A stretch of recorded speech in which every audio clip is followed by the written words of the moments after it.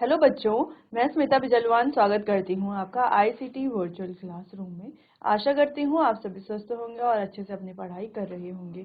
बच्चों, आज हम पढ़ने जा रहे हैं क्लास 8 की साइंस। और क्लास 8 साइंस में हमारा जो चैप्टर है वो चल रहा था कंबशन एंड फ्लेम। तो इसी चैप्टर को आज हम आगे कंटिन्यू करेंगे और एक बार रिवाइज कर लेंगे जो टॉपिक्स हमने अपने प्रीवियस लेक्चर में पढ़ लिए हैं।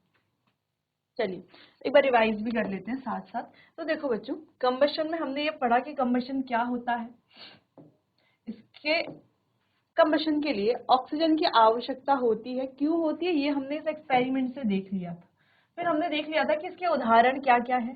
साथ ही पढ़ लिया था कि दहनशील पदार्थ और गैर दहनशील पदार्थ क्या होते हैं। इसके अलावा हमने दहन के उत्पाद के बारे में बात की थी और बात की थी कि जनरली जो हमारे दहनशील पदार्थ होते हैं, फ्यूल्स होते हैं, वो हाइड्रोकार्बन होते हैं ज्यादातर। फिर दहन के प्रकार के बारे में बात कर ली थी। देखो, दो प्रकार होते हैं अलग अलग तरह से। एक तो हमारे दहनशील और गैर दहनशील पदार्थ है ना, और एक हमारा, अगर इसको डिफाइन, इसको और ज्यादा अगर हम वो करते हैं, क्लासिफाई करते हैं, तो तीन दहन हमारे पास होते हैं: तीव्र दहन, स्वतः दहन और विस्फोट।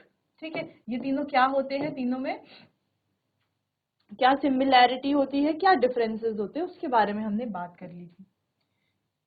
फिर पूर्ण दहन और अपूर्ण दहन के बारे में बात कर ली थी वायु की मात्रा के आधार पर।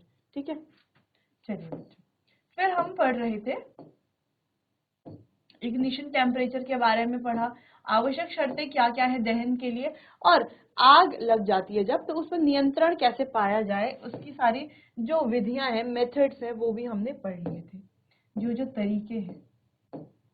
फिर ज्योति के बारे में हमने बात की कि ज्वाला यानी कि ज्योति क्या है। ठीक है, इसकी संरचना के बारे में हमने बात की थी, क्या क्या इसमें अलग अलग जोन्स हैं, कौन सा जोन सबसे गर्म है, कौन सा सबसे कम गर्म है, कौन सा मध्य गर्म है, इसके बारे में बात की थी, उनका रंग क्या क्या है।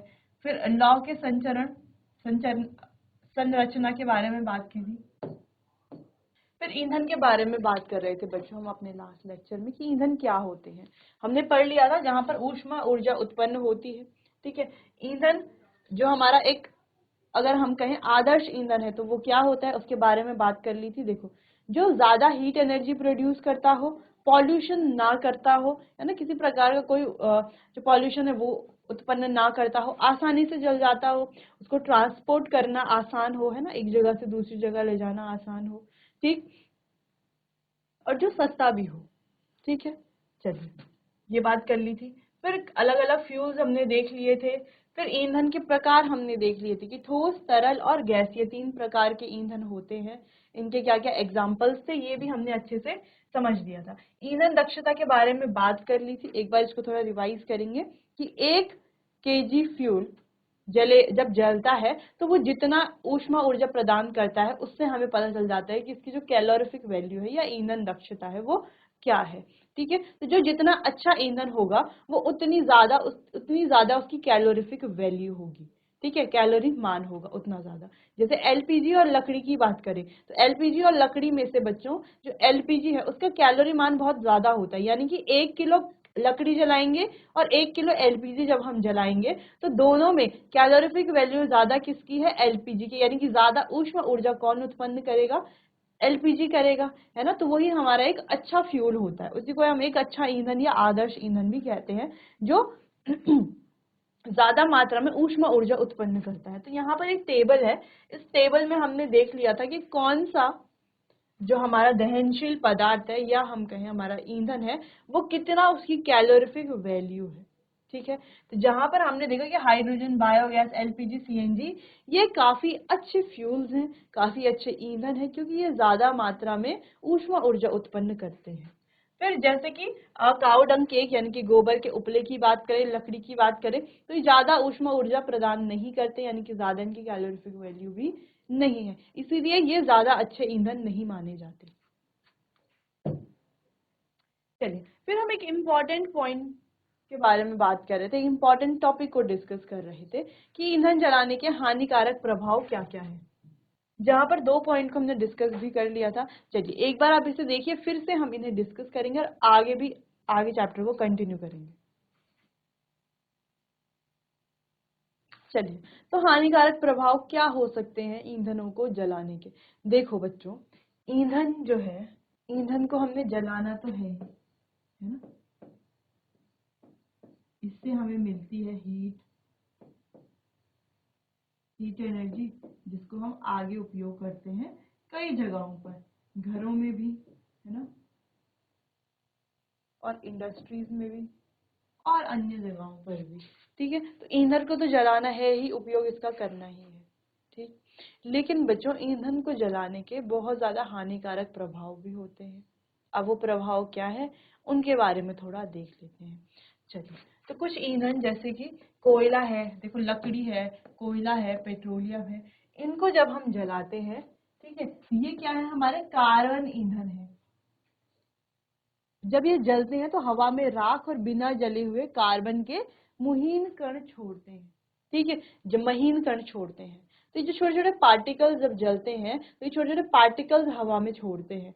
तो जब हम सांस लेते हैं तो पार्टिकल्स हमारे अंदर आते हैं, जिससे हमें अस्थमा जैसी और भी स्वास्थ्य संबंधी समस्याएं या बीमारियां हो सकती है। तो पहला कारण तो ये है।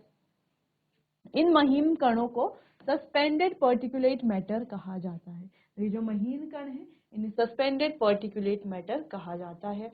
चलिए, तो जैसे कि हमने कहा कि ये जो कार्बन है, कार्बन यानी कि ये जो हमारे ईंधन है, ठीक है, तो ये जो कार्बन वाले जो ईंधन है, जब हम इनको जलाते हैं तो हवा में राख भी छोड़ते हैं और सस्पेंडेड पर्टिकुलेट मैटर यानी कि वो जो महीन कण थे उनको भी छोड़ते हैं। इन महीन कणों को जब हम खुले हवा में सांस लेते हैं तो ये जो सस्पेंडेड पार्टिकल्स हैं ये हमारे अंदर जाते हैं, जो स्वास्थ्य संबंधी समस्याएं पैदा करते हैं। तो पहला हानिकारक प्रभाव ये है कि इससे स्वास्थ्य संबंधी बीमारियां होती हैं। ठीक है, दूसरा क्या है, तो ईंधन जैसे कि कोयला है, गैसोलीन है, या कोई अन्य हमारे जीवाश्म ईंधन यानी कि फॉसिल फ्यूल, जैसे कि कोयला है, पेट्रोलियम है, ये हमारे फॉसिल फ्यूल है। फॉसिल फ्यूल यानी कि जिसे हम जीवाश्म ईंधन कहते हैं, असल में ये है कि अगर हम इनको डिफाइन करें तो क्या ये होते हैं, जो मृत जीवों के या मृत प्राणियों के या मृत वनस्पति के अवशेषों से बनते हैं, उन्हें हम फॉसिल फ्यूल कहते हैं। जैसे कोयला, कोयला किससे बनता है, जो हमारे वनस्पति है, मृत वनस्पति के अवशेषों से कोयला बनता है। तो इसीलिए कोयला भी क्या है, एक फॉसिल फ्यूल है। अगर हम पेट्रोलियम की बात करें तो पेट्रोलियम किससे बनता है बच्चों, जो हमारे समुद्र में रहने वाले मृत जीव है उनके अवशेषों से बनता है। तो वो भी क्या है, एक प्रकार का फॉसिल फ्यूल ही है। ठीक है, तो यहाँ पर हमें समझ में आ गया कि फॉसिल फ्यूल क्या है। चलिए, ये जो जीवाश्म ईंधन है फॉसिल फ्यूल है। ठीक है, अब हम जानते हैं फॉसिल फ्यूल हमें कैसे मिलते हैं। हजारों, लाखों यानी कि मिलियंस ऑफ ईयर्स लग जाते हैं फॉसिल फ्यूल बनने में। तो कोयला और पेट्रोलियम बनने में कितने ईयर्स लगते हैं, मिलियंस ऑफ ईयर लगते हैं। तो हमें इनको क्या करना है, सेव भी करके रखना है ना, जो हमारे फॉसिल फ्यूल्स है, क्योंकि देखो इतना समय बनने में लग रहा है, एकदम से अगर हम इनको खत्म कर देंगे तो आगे आने वाली जो जनरेशन है वो इन फ्यूल्स को कभी देख भी नहीं पाएंगी। ठीक है, तो फिर उस जा करके कभी 300-400 मिलियन वर्ष बाद वो बनेगा। ठीक, तो इसीलिए हमें क्या करना है, इनको सेव करके रखना है। तो सेव कैसे कर सकते हैं इन फॉसिल फ्यूल्स को, पहली चीज इनको कम उपयोग करके, है ना। अब जरूरी नहीं कि हमें हर जगह अपने जो फॉसिल फ्यूल है उनका उपयोग करना ही करना है, नहीं, उसकी जगह पर अगर हम कोई दूसरा ईंधन यूज कर सकते हैं तो उसका उपयोग हमें करना चाहिए, कम हमें इसका उपयोग करना चाहिए। अब इसके दो फायदे हैं कम उपयोग करने के। पहला फायदा तो ये कि हम इसको बचा सकते हैं हमारे आने वाली जनरेशन के लिए भी, ताकि वो भी कोयला देख पाए, कोयला पेट्रोलियम क्या होता है क्या नहीं होता है। ठीक है, दूसरी चीज ये कि इससे हमारा एनवायरनमेंट भी बहुत बचता है, क्योंकि ये बहुत ज्यादा पॉल्यूशन भी क्रिएट करते हैं। तो इसको यूज ना करने के इतने सारे फायदे हैं, तो बेहतर है यूज कम से कम किया जाए, या जब बहुत ज्यादा आवश्यकता हमें हो तभी किया जाए। ठीक है, चलो ये तो हो गया क्लियर। अब देखते हैं कि पॉल्यूशन तो इनसे होता ही है, पॉल्यूशन के अलावा ये हमारे लिए भी हानिकारक है। एक हानिकारक प्रभाव तो ये है कि ये पॉल्यूशन क्रिएट करते हैं। दूसरा हानिकारक प्रभाव क्या है, देखो, इनका जब अधूरा दहन होता है। अब अधूरा दहन कब होता है बच्चों, जब दहन में ऑक्सीजन की पर्याप्त मात्रा नहीं मिल पाती। ठीक है, तो जब दहन हो रहा है, अगर ऑक्सीजन की पर्याप्त मात्रा नहीं मिल रही है तो कैसा दहन होगा, अधूरा दहन होगा या अपूर्ण दहन होगा। ठीक है, तो कौन सी गैस निकलती है जब अधूरा दहन होगा, कार्बन मोनोऑक्साइड गैस निकलती है। और जब पूर्ण दहन होगा तब कार्बन डाइऑक्साइड गैस निकलती है, ये ध्यान रखना है आपको। ठीक है, तो कार्बन मोनोऑक्साइड गैस यहाँ से निकलती है जो बहुत ज्यादा पॉइजनस होती है। ठीक है, यहाँ तक कि अगर किसी कमरे में कोई व्यक्ति है, दरवाजा लगा हुआ है, कार्बन मोनोऑक्साइड गैस वहां पर छोड़ दी गई है, तो व्यक्ति की मृत्यु भी हो सकती है। क्यों, कैसे हो जाती है मृत्यु? देखो, हमने अक्सर सुना है सर्दियों में ऐसी खबर अक्सर आती है कि कुछ लोग जो है घर के अंदर अगेठी जलाई या कोयला जलाया, और कोयला जलाने के बाद जब सुबह उठ के देखा तो काफी लोग जो है वो मृत हो जाते हैं, है ना, कोयला जलाने से। तो कोयला जलाने से ऐसा क्या होता है? देखो बच्चों, जब भी ऐसा कहा जाता है हमेशा बड़ों के द्वारा कि जब भी हम घर के अंदर कोयला जलाते हैं, लकड़ी जलाते हैं, तो हमेशा दरवाजे खिड़कियां खुला रखना चाहिए। ऐसा क्यों? ऐसा इसीलिए, देखो अगर कोई रूम है, मान लीजिए कमरा है, यहाँ पर दरवाजे खिड़कियां हैं, इन्हें हमने किया हुआ है बंद, ठीक है, और अंदर जलाया है कोयला, कोयला से निकल रही है हमारी कार्बन मोनोऑक्साइड गैस, तो इस पूरे कमरे में फैल जाएगी कार्बन मोनोऑक्साइड गैस। तो जो व्यक्ति यहाँ पर है वो उस कार्बन मोनोऑक्साइड गैस को क्या करेगा? इनहेल करेगा, है ना, इनहेल करेगा। जबकि हम इनहेल क्या करते हैं? ऑक्सीजन हम इनहेल करते हैं क्योंकि वो सहायता करता है, हमारे ब्लड को पंप करता है। ठीक है, ऑक्सीजन हमारे ब्लड को, ये जो ब्लड है ये क्या करता है? ऑक्सीजन को हमारे अदर बॉडी पार्ट्स तक पहुंचाता है। ठीक है, तो जब हम कार्बन मोनोऑक्साइड इनहेल करते हैं, ऑक्सीजन ना इनहेल करके, क्योंकि रूम में कार्बन मोनोऑक्साइड है, तो ये हमारे ब्लड के साथ मिल जाता है, कार्बोक्सी हीमोग्लोबिन बनाता है, जो ब्लड को ऑक्सीजन ले जाने में असमर्थ बना देती है। जब बाकी बॉडी पार्ट्स को ऑक्सीजन नहीं मिलेगा, ब्रेन तक ऑक्सीजन नहीं पहुंचेगा, तो बॉडी अपने आप ही क्या कर देगी? अपने आप ही शरीर में दम घुटने लगेगा, और क्या हो जाता है? बॉडी फेंट हो जाती है, यानी कि बेहोश हो जाती है, और धीरे धीरे मृत्यु भी हो जाती है इस कारण। ठीक है, तो तभी हमेशा कहा जाता है कोयला जलाया जाए, कुछ भी चीज घर के अंदर जलाई जाती है तो हमेशा दरवाजे खिड़कियां खुला रखना चाहिए, ताकि वो जो धुआं बन रहा है, वो जो गैस बन रही है, वो कार्बन डाइऑक्साइड हो सकती है, वो कार्बन मोनोऑक्साइड हो सकती है, ताकि वो जो पॉइजनस गैस है वो पूरी बाहर निकल जाए।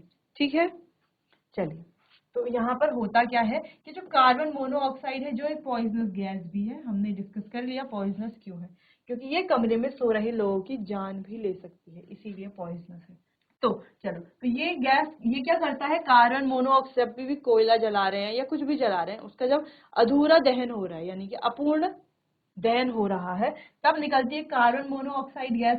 अब ये कार्बन मोनोऑक्साइड गैस क्या करती है? हमारे रक्त में हेमोग्लोबिन के साथ मिल जाती है। रक्त में हम जानते हैं क्या होता है? हेमोग्लोबिन होता है, तो हमारे रक्त में हेमोग्लोबिन के साथ ये मिल जाती है और बनाती है कार्बोक्सी हेमोग्लोबिन। ठीक है, अब इस कार्बोक्सी हीमोग्लोबिन के बनने से ये क्या करता है? ऑक्सीजन को ले जाने में असमर्थ बना देता है, ऑक्सीजन नहीं जा पाती अदर पार्ट्स तक। ठीक है, इस वजह से घुटन से मृत्यु हो जाती है। अब दूसरी चीज, ये ईंधन बिना जले हाइड्रोकार्बन भी छोड़ते हैं, जिनमें कई कार्सिनोजेनिक होते हैं। ठीक है, अब ये क्या करते हैं? बिना जले हाइड्रोकार्बन को भी छोड़ते हैं। ठीक है, अभी जो बिना जले हाइड्रोकार्बन हैं, बिना जले हाइड्रोकार्बन हैं, ये कैसे होते हैं? कार्सिनोजेनिक होते हैं। कार्सिनोजेनिक यानी कि कैंसर कॉजिंग, यानी कि क्या कॉज करते हैं? इनसे होता है बच्चों कैंसर। ठीक है, तो ये जो कार्सिनोजेनिक छोड़ते हैं, ठीक है, सॉरी कार्सिनोजेनिक होते हैं, तो जिनसे गंभीर समस्याएं हो सकती हैं। कौन सी गंभीर समस्याएं? कैंसर की ही यहाँ पर बात हो रही है। जब हम हायर क्लासेस में जाते हैं तो हम कार्सिनोजेनिसिटी के बारे में पढ़ते हैं, कि जो कैंसर कॉजिंग जो भी चीजें हैं उनके बारे में पढ़ते हैं। ठीक है, चलिए, तो फिलहाल आपको कुछ टर्म्स है जो यहाँ पर ध्यान रखने हैं। एक ध्यान रखना है हेमोग्लोबिन, आपको पता है ब्लड में हेमोग्लोबिन होता है। दूसरा आपको ध्यान रखना है कार्बोक्सी हेमोग्लोबिन। अब कार्बोक्सी हेमोग्लोबिन क्या है? जब ये ये कार्बन मोनोऑक्साइड हीमोग्लोबिन के साथ मिल जाता है तो बनाता है कार्बोक्सी हीमोग्लोबिन। ठीक है, जो ऑक्सीजन ले जाने में समर्थ बना देती है। ठीक, और दूसरा है ईंधन क्या छोड़ते हैं? बिना जले हाइड्रोकार्बन भी छोड़ते हैं, जिनमें से एक टर्म आपको ध्यान रखना है कार्सिनोजेनिक होते हैं, यानी कि कैंसर का कारण या कैंसर कॉजिंग भी हम इन्हें कह सकते हैं, और गंभीर स्वास्थ्य समस्याएं ये पैदा करते हैं। ठीक है, तो इसीलिए हमें क्या करना चाहिए? इन फॉसिल फ्यूल्स का कम से कम उपयोग करना चाहिए। कम उपयोग करने से एक तो हम इनको बचा पाएंगे फ्यूचर की जनरेशन के लिए भी, दूसरा हमारा स्वास्थ्य भी सही रहेगा और इन्वायरमेंट भी ज्यादा पॉल्यूट नहीं होगा। ठीक है, चलिए नोट कीजिए इतना, फिर आगे बढ़ते हैं।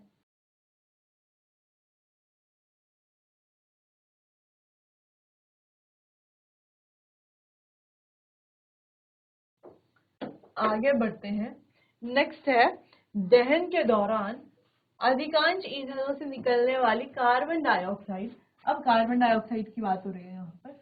अधिकांश निकलने वाली जो कार्बन डाइऑक्साइड है, जिसका फॉर्मूला अब तक तो हमें अच्छे से पता चल गया है, वायुमंडल में असंतुलन पैदा कर रही है। वनों की कटाई से भी ऐसी स्थिति पैदा हो रही है जहां कार्बन डाइऑक्साइड को अवशोषित करने के लिए पेड़ों की संख्या कम हो रही है। इससे ग्लोबल वार्मिंग बढ़ रही है।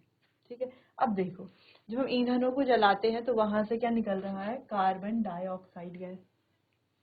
अब ये जो कार्बन डाइऑक्साइड गैस है, ये क्या कर रहा है, हमारा जो एनवायरनमेंट है उसमें असंतुलन पैदा कर रहा है, हमारे वायुमंडल में, एटमॉस्फेयर में असंतुलन पैदा कर रहा है।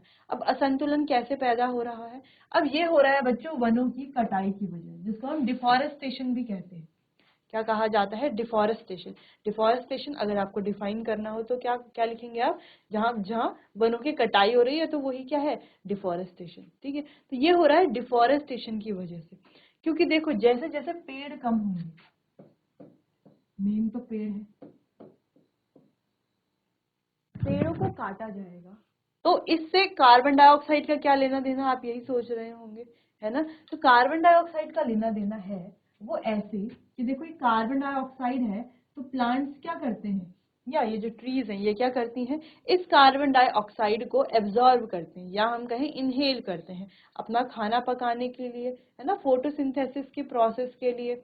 ठीक है, तो ये क्या करते हैं, इस कार्बन डाइऑक्साइड को इनहेल करते हैं और बाहर क्या छोड़ते हैं, जब ये खाना बनाते हैं तो एक प्रोडक्ट भी ये बनाते हैं साथ में, वो प्रोडक्ट है ऑक्सीजन, जिसको हम ह्यूमन बींग्स, एनिमल्स क्या करते हैं, यूज करते हैं, इनहेल करते हैं, है ना। हम जो सांस ले रहे हैं वो क्या है, ऑक्सीजन ही तो है। हम ले तो हम पूरी एयर रहे हैं, लेकिन उसमें जो मेन कंपोनेंट है जो हमारे काम का है वो क्या है, ऑक्सीजन है। ब्रीदिंग के लिए मेन कंपोनेंट क्या है, ऑक्सीजन है। ठीक है, तो प्लांट्स क्या करते हैं, इस ऑक्सीजन को, सॉरी, इस कार्बन डाइऑक्साइड को इनहेल करते हैं या एब्जॉर्ब करते हैं और रिलीज करते हैं ऑक्सीजन गैस को। फिर हम ह्यूमंस क्या करते हैं, और जो हमारे अदर जो भी एनिमल्स हैं वो क्या करते हैं, इस ऑक्सीजन को इनहेल करते हैं और कार्बन डाइऑक्साइड गैस को रिलीज करते हैं। ठीक है, या एक्सहेल करते हैं। तो हम ऑक्सीजन इनहेल करते हैं, कार्बन डाइऑक्साइड को एक्सहेल करते हैं। तो देखो संतुलन तो बढ़िया चलता, अगर हम कार्बन डाइऑक्साइड रिलीज कर रहे हैं, प्लांट्स इसको एब्जॉर्ब कर रहे हैं, फिर ऑक्सीजन दे रहे हैं, ऑक्सीजन को हम एब्जॉर्ब कर रहे हैं, कार्बन डाइऑक्साइड को रिलीज कर रहे हैं, तब तो साइकिल बढ़िया चलती। लेकिन बच्चों कार्बन डाइऑक्साइड के और भी बहुत सारे अलग अलग सोर्सेज हैं, जैसे जैसे कि जब हम ईंधनों को जलाते तो वहां से कार्बन डाइऑक्साइड गैस निकलती है। तो बहुत सारे इसके सोर्सेज हैं जहां से कार्बन डाइऑक्साइड गैस निकलती है। अब अगर ज्यादा से ज्यादा प्लांट्स को क्या किया जाएगा, काटा जाएगा, यानी कि डिफॉरेस्टेशन अगर किया जाएगा, तो ये जो कार्बन डाइऑक्साइड है जो सिर्फ फ्यूल से आ रही है, हम भी इसको रिलीज कर रहे हैं, और भी बहुत सारे फैक्टर्स हैं जहां से कार्बन डाइऑक्साइड हमारे एनवायरनमेंट में आती है। तो इसको एब्जॉर्ब कौन करेगा, ये कार्बन डाइऑक्साइड हमारे वायुमंडल में ही रहेगी। ठीक है, कार्बन डाइऑक्साइड गैस से क्या होगा, जब ये ऊपर की तरफ जाएगी तो टेम्परेचर भी बढ़ाएगी। ठीक है, जिससे ग्लोबल वार्मिंग भी बढ़ रही है। अब ग्लोबल वार्मिंग के बढ़ने से क्या होगा, यानी कि टेम्परेचर का बढ़ना, सिंपल सी बात है ना। पेड़ों को कटना यानी कि कार्बन डाइऑक्साइड का स्तर बढ़ेगा, ऑक्सीजन का स्तर कम होगा। दूसरी चीज, धीरे धीरे अर्थ का टेम्परेचर बढ़ेगा, यानी कि सिंपल सी बात है, ग्लोबल वार्मिंग होगी। तो जैसे जैसे टेम्परेचर बढ़ेगा ग्लोबल वार्मिंग होगी, जी भी लिख लेते हैं शॉर्ट में, ग्लोबल वार्मिंग होगी, GW। ठीक है, ग्लोबल वार्मिंग होगी। अब जैसे जैसे ग्लोबल वार्मिंग होगी, ठीक है, तो जो हमारे ग्लेशियर्स हैं तो ग्लेशियर्स पिघलेंगे। ग्लेशियर्स पिघलेंगे, जो प्लेन्स एरिया है वो पानी कहाँ आएगा, बह करके प्लेन्स एरिया में आएगा। तो प्लेन्स एरिया में बाढ़ जैसी समस्याएं हमें देखने को मिल सकती है। दूसरी चीज, ग्लोबल वार्मिंग के बढ़ने से जो ओजोन लेयर है वो भी क्या होती है, धीरे धीरे डिप्लीट होती है। अब ये ओजोन लेयर करती क्या है, सन से सन से, ठीक है, सूर्य से आने वाली जो हार्मफुल रेज है, हार्मफुल अल्ट्रावायलेट रेज है, उनको सीधा डायरेक्टली अर्थ के सरफेस पर आने से रोकती है और उन्हें एब्जॉर्ब करती है। जो हमारे लिए वैसी रेज है उनको तो ये आने देती है, लेकिन जो हार्मफुल रेज है उनको रोक लेती है, ठीक है, एब्जॉर्ब कर लेती है। क्योंकि ये जो हार्मफुल रेज हैं अगर ये डायरेक्टली अर्थ पर आएंगी, हम पर गिरेंगी, तो हम पे स्किन कैंसर, कैटरैक्ट जैसी बीमारियां हो सकती हैं, ठीक है। तो ये हमारे अर्थ का एक सुरक्षा कवच जिसे हम कह सकते हैं ओजोन लेयर है, ठीक है। अब जैसे जैसे ग्लोबल वार्मिंग बढ़ेगी तो ओजोन लेयर भी डिप्लीट होना शुरू होगी, कहीं कहीं एरियाज में ओजोन लेयर डिप्लीट भी हो रही है, लेकिन अच्छी बात यह है कि ये क्या होती रहती है, रिपेयर भी होती रहती है साथ साथ, ठीक। तो देखो, पेड़ों को काटने से इतनी बड़ी समस्या यहाँ पर बन रही है, और दूसरी समस्या बन रही है अगर हम ज्यादा फ्यूल जलाते हैं, ज्यादा फ्यूल्स का उपयोग करते हैं तो कार्बन डाइऑक्साइड का स्तर ज्यादा बढ़ेगा, ठीक है, टेम्परेचर इंक्रीज होगा और कितनी सारी चीजें हम देख चुके हैं उससे बढ़ेंगी। तो क्या करना चाहिए? पहला पॉइंट तो यही है बच्चों कि जो फ्यूल्स है इनका हमें कम से कम उपयोग करना चाहिए, जब जरूरत है तभी करना चाहिए। और दूसरी चीज, फ्यूल में भी ऐसे फ्यूल का हमें उपयोग करना चाहिए जो प्रदूषण ना फैलाता हो ज्यादा, ठीक है, थोड़ा बहुत प्रदूषण फैलाएगा लेकिन ज्यादा प्रदूषण ना फैलाता हो। दूसरी चीज, हमें क्या करना है, ये जो प्लांट्स है, पेड़ है, जिन्हें काटा जा रहा है, इनको हमें क्या करना है, डिफॉरेस्टेशन नहीं करना है, हमें क्या करना है, एफॉरेस्टेशन करना है, यानी कि पेड़ों को लगाना है। ज्यादा से ज्यादा पेड़ अगर हम लगाएंगे तो ज्यादा ऑक्सीजन होगी, ज्यादा कार्बन डाइऑक्साइड को वो एब्जॉर्ब करेंगे, एनवायरमेंट ज्यादा सेफ रहेगा, ज्यादा सुंदर रहेगा, ठीक। चलिए अगला पॉइंट है कोयला और डीजल। तो कोयला और डीजल, अच्छा, ये दोनों भी हमारे क्या है, फॉसिल फ्यूल ही हैं, ठीक है।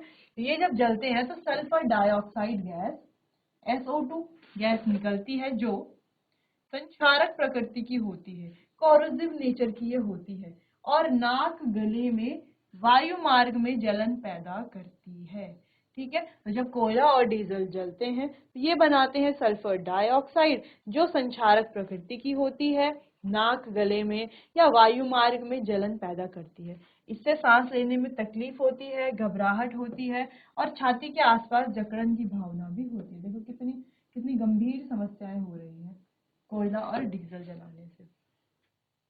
और डीजल का हम काफी उपयोग करते हैं, जो हमारे भारी मोटर वाहन है उनके लिए किया जाता है, जो जनरेटर्स हैं उनके लिए किया जाता है, ठीक है। तो चलिए, तो पेट्रोल इंजन नाइट्रोजन के गैसीय ऑक्साइड छोड़ते हैं।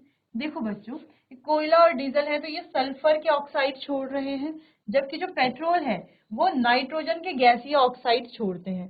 अब ये सल्फर और नाइट्रोजन ऑक्साइड बारिश के पानी के साथ घुलते हैं और एसिड बनाते हैं। सिंपल क्या होता है, देखो, ये जो गैसेस निकल रही है, कौन सी गैसेस, पेट्रोल से निकल रही है और डीजल से गैसेस निकल रही है, ठीक है। तो ये सल्फर के ऑक्साइड्स हैं, ये नाइट्रोजन के ऑक्साइड्स हैं। अब ये जो ऑक्साइड किसके साथ मिलते हैं, रेन वाटर के साथ मिलते हैं, बारिश के पानी के साथ मिलते हैं। जब ये बारिश के पानी के साथ मिलते हैं तो बनाते हैं अम्ल, ठीक है, बारिश के पानी के साथ मिलते हैं तो अम्ल बनाते हैं, और अम्ल बन करके अम्ल वर्षा के रूप में ये नीचे गिरते हैं। अम्ल बनाना यानी कि एसिड ये बनाते हैं पानी के साथ मिल करके, यानी कि पानी को कैसा कर दे रहे हैं, एसिडिक कर दे रहे हैं, जिसे हम क्या कहते हैं, एसिड रेन के नाम से भी जानते हैं, यानी कि अम्ल वर्षा के नाम से भी जानते हैं।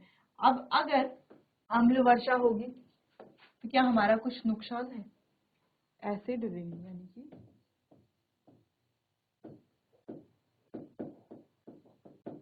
अम्ल वर्षा अगर होगी तो हमारा कुछ नुकसान है। देखो बच्चों, अम्ल वर्षा होगी यानी कि जो पानी है वो कैसा होगा, एसिडिक नेचर का होगा, अम्लीय प्रकृति का होगा। तो वो पानी जब नदियों में जाएगा, समुद्रों में जाएगा, तो वहां के पानी को भी क्या करेगा, एसिडिक करेगा, सिंपल सी बात है। और वो पानी अगर एसिडिक होगा तो वहां रहने वाले जो जीव जंतु हैं, प्लांट्स हैं, एनिमल्स हैं, ठीक है, वहां रहने वाले जो फिशेज हैं, मेरीन एनिमल्स हैं, एक्वेटिक एनिमल्स हैं, वो सभी भी क्या हो जाएंगे, उन सभी के लिए भी खतरा है, उनके लिए भी क्या है, ये हानिकारक है, डेंजरस है, वो सभी भी क्या हो जाएंगे, मृत हो जाएंगे, पहली चीज। दूसरी चीज, ये अम्ल वर्षा यानी कि जो वर्षा है ये हमारे खेतों पर भी गिरेगी, जो हमारे फील्ड होते हैं जहां हम फसल उगाते हैं वहां पर भी गिरेगी। वहां जब ये गिरेगी तो जो मिट्टी है उसको भी कैसा बना देगी, एसिडिक बना देगी। और एसिडिक मिट्टी में फसल भी नहीं उगेगी, है ना। फसल कैसी मिट्टी में उगती है, जो न्यूट्रल सॉइल होती है। हम पढ़ते आ रहे हैं, क्लास 6 में हमने पढ़ा था, ये क्लास 7 में भी हम इसको पढ़ते हैं थोड़ा बहुत, अम्ल वर्षा के बारे में, एसिड बेस के बारे में। ठीक है, तो जो सॉइल को क्या बना देती है, यानी कि मृदा को बना देती है ज्यादा ही एसिडिक, यानी कि अम्लीय बना देती है। अब ज्यादा एसिडिक होने के कारण वहां पर फसल भी नहीं उगेगी, तो यहाँ पर भी हमारा नुकसान है। तीसरी चीज, अब ये जो अम्ल वर्षा है ये हमारी जो बड़ी बड़ी इमारतें हैं जब उनके ऊपर गिरती है तो उन इमारतों को भी क्या कर देती है, खराब कर देती है। जैसे हम जानते हैं ताजमहल, हमारी एक क्या है, धरोहर ताजमहल, 7 वंडर्स में से एक वंडर वो है। ठीक, अब ताजमहल के आसपास उस एरियाज में कई सारी इंडस्ट्रीज हैं, उन इंडस्ट्रीज से सल्फर के, नाइट्रोजन के कई सारे ऑक्साइड्स निकलते हैं। ठीक है, वो ऊपर जा करके मिलते हैं रेन वाटर के साथ और बनाते हैं एसिड रेन। वही एसिड रेन जब ताजमहल के ऊपर गिरती है तो उसका जो पत्थर है, संगमरमर के पत्थर से बना हुआ है ताजमहल, उसका जो पत्थर है वो धीरे धीरे क्या होने लग रहा है, पीला पड़ता है, यानी कि खराब होने लग रहा है। ठीक है, तो इससे क्या हो रहा है, जो हमारी धरोहर है उनको भी नुकसान पहुंच रहा है। इसके अलावा ये सिर्फ ताजमहल का एग्जाम्पल नहीं, और भी जो हमारी इमारतें हैं वो भी अम्ल वर्षा के कारण खराब होते जाते हैं। तो अम्ल वर्षा आप देख सकते हैं कितना ज्यादा ये हानिकारक है, नुकसानदायक है। तो हमने यहाँ पर मेनली देख, वैसे तो हमने 4 पढ़े, लेकिन इन चारों में ही हमने सारे पॉइंट्स को कवर किया। पहला हमने कहा कि एसपीएम जो होते हैं, ये सस्पेंडेड पर्टिकुलेट मैटर जो होते हैं, ये हमें सांस संबंधी बीमारियां इनसे होती हैं हमें। दूसरा, ये जो फॉसिल फ्यूल है ये कार्बन मोनोऑक्साइड गैस छोड़ते हैं, जो कि हमारे हीमोग्लोबिन के साथ मिल करके घुटन जैसी संभावना क्रिएट कर सकती है और प्राण तक भी ले सकती है, किसी की मृत्यु भी हो सकती है। दूसरा, इनमें क्या होते हैं, हाइड्रोकार्बन भी होते हैं, जो कैसे होते हैं, कार्सिनोजेनिक होते हैं, कैंसर कॉजिंग होते हैं। तो इतनी प्रॉब्लम यहाँ से होती है। तीसरा, हमने पढ़ा कि ये कार्बन डाइऑक्साइड का स्तर बड़ा है ना, कार्बन डाइऑक्साइड गैस भी ये छोड़ते हैं, जिससे कार्बन डाइऑक्साइड का स्तर बढ़ रहा है। फिर पेड़ के काटने की वजह से भी कार्बन डाइऑक्साइड ज्यादा बढ़ रही है, जिससे ग्लोबल वार्मिंग हो रही है। ग्लोबल वार्मिंग से ग्लेशियर्स पिघल सकते हैं, ग्लेशियर पिघलेंगे तो बाढ़ जैसी समस्याएं आ सकती है, ओजोन लेयर डिप्लीशन हो सकता है टेम्परेचर के बढ़ने से, तो ये सारी समस्याएं हो सकती है। फिर हमने पढ़ा कि जो पेट्रोल डीजल है ये क्या करते हैं, हवा में सल्फर के ऑक्साइड और नाइट्रोजन के ऑक्साइड भी छोड़ते हैं, जो वाटर, रेन वाटर के साथ मिलकर के एसिड रेन बनाते हैं। एसिड रेन जब गिरेगी तो हमारी जो धरोहर है, हमारी जो इमारतें हैं उनको खराब करेगी, सॉइल को खराब करेगी, जो रिवर्स हैं उसमें रहने वाले जो जीव जंतु हैं उनको भी क्या करेगी, नुकसान पहुंचाएगी। ठीक है, चलिए, तो इतना आपको नोट करना है, फिर आगे बढ़ते हैं।